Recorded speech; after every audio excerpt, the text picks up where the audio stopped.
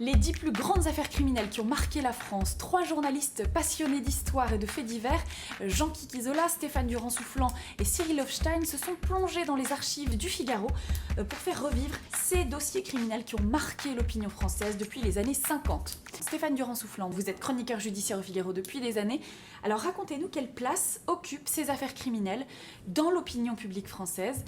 Un rapport assez passionnel finalement entre les deux. Alors comme vous le dites, c'est un rapport très passionnel. On le voit en ce moment, on est dans l'agitation après une évasion spectaculaire dans une prison française. Les télés ne parlent que de ça, les plateaux, les émissions spéciales se succèdent. Voilà, il y a quelque chose de très passionnel.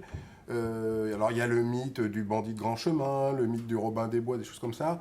Là, dans cette évasion, justement, c'est marrant, c'est significatif, il n'y a pas mort d'homme.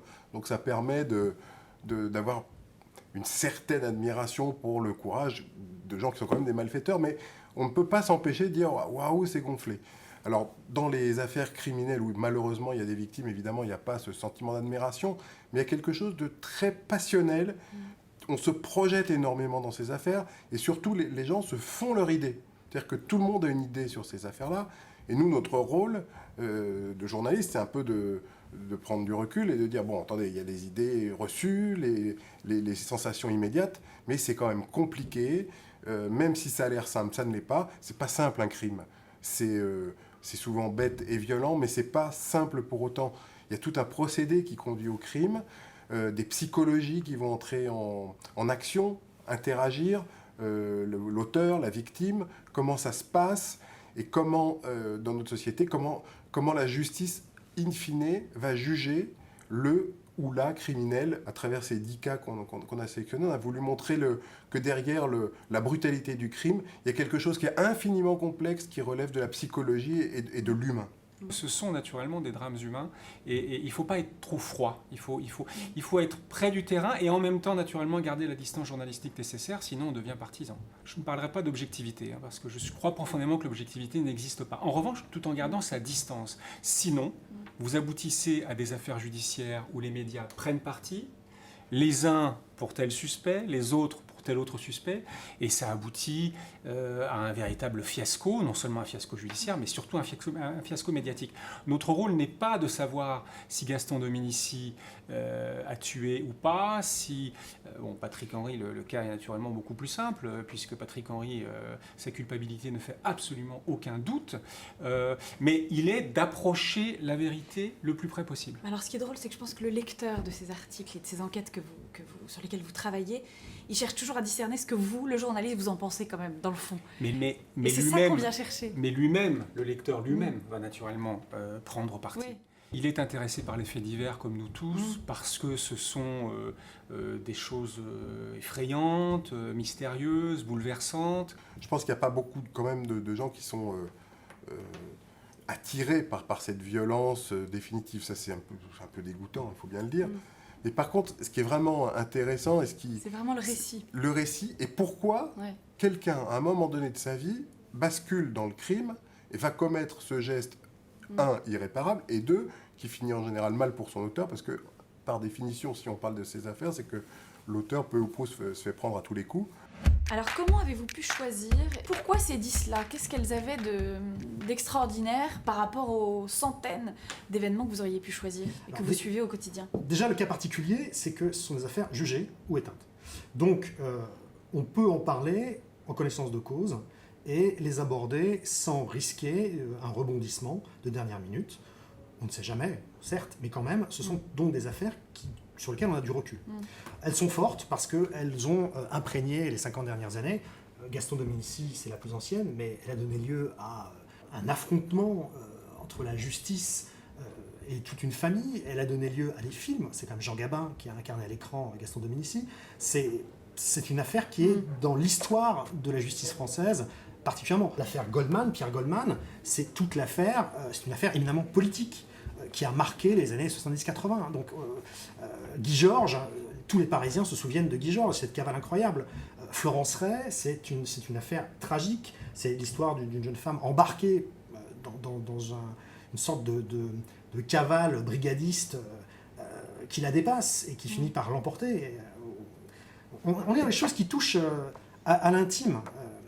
et au pourquoi, à un moment donné, une personne dérive et se perd. Quand une affaire comme ça éclot, quand elle arrive brutalement, soudainement, comment vous faites concrètement, donc dans la rédaction d'un journal comme celui-ci, comme Le Figaro, pour vous dire, tiens, ça, c'est moi qui le prends, et voilà comment ça s'organise pour la suite? Alors, il peut y avoir les deux phénomènes. Il peut y avoir quelqu'un qui vous demande de vous y intéresser, et puis il peut y avoir vous qui, effectivement, êtes passionné par ce fait divers et qui demandez à le suivre.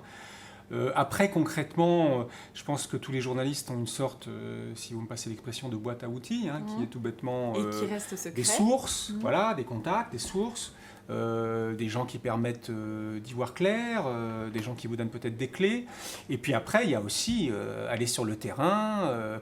Vous assistez au procès, par exemple? Ça vous arrive d'assister aux audiences? Absolument, c'est même souvent passionnant quand on a suivi l'enquête et qu'on va jusqu'au procès, c'est absolument passionnant. C'est vraiment un moment limité dans le temps, où il va se passer beaucoup de choses. Il peut se passer beaucoup de choses, parfois ça ne se passera pas, parfois ça se déclenchera.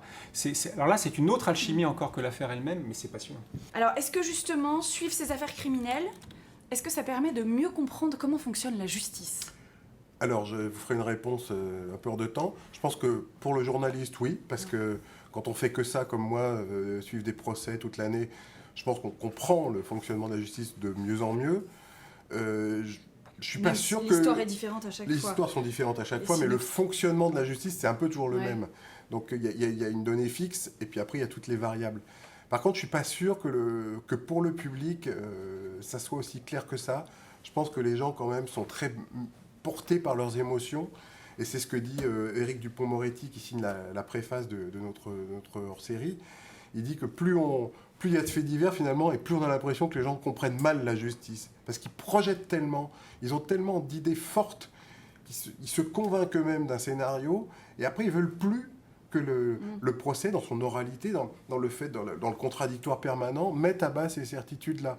Un grand fait divers, c'est ça. Un grand fait divers, c'est un mystère, ou c'est un fait de société, ou c'est quelque chose d'extrêmement émouvant. Et en fait, c'est pour ça qu'on s'intéresse à ces histoires-là. Donc bien évidemment qu'il va essayer de savoir, au gré de ces pages, si tel ou tel pense que... passez-moi l'expression, Gaston a fait le coup, ou que ça fait partie Pierre du Goldman... jeu. Ça fait partie du jeu, bien évidemment. Maintenant, il ne faut pas que ça soit trop grossier. Il y a eu des affaires dans lesquelles, en l'occurrence, une affaire d'ailleurs qui n'est pas traitée dans ce magnifique numéro spécial, parce qu'en l'occurrence, elle est toujours en cours, c'est naturellement l'affaire du petit Grégory. Mais il y a eu dans cette affaire-là des journalistes qui ont totalement franchi la ligne rouge et qui sont devenus des procureurs bis. Nous ne sommes ni des procureurs, ni des avocats de la défense. Ça complique énormément le travail de la justice, d'ailleurs, quand on en arrive Mais bien à ce évidemment, niveau-là. bien évidemment. Et puis c'est pas du travail de journaliste, pour le coup, c'est du travail de partisan. Ce sont des archives exclusives du Figaro? Ce sont des archives du Figaro, alors tout à fait, de manière tout à fait simple. On a plus de 130 ans d'histoire. Les plus grandes plumes du journal, en faits diversiers ou en chroniqueurs judiciaires, ont laissé un témoignage absolument fascinant, à chaud, souvent.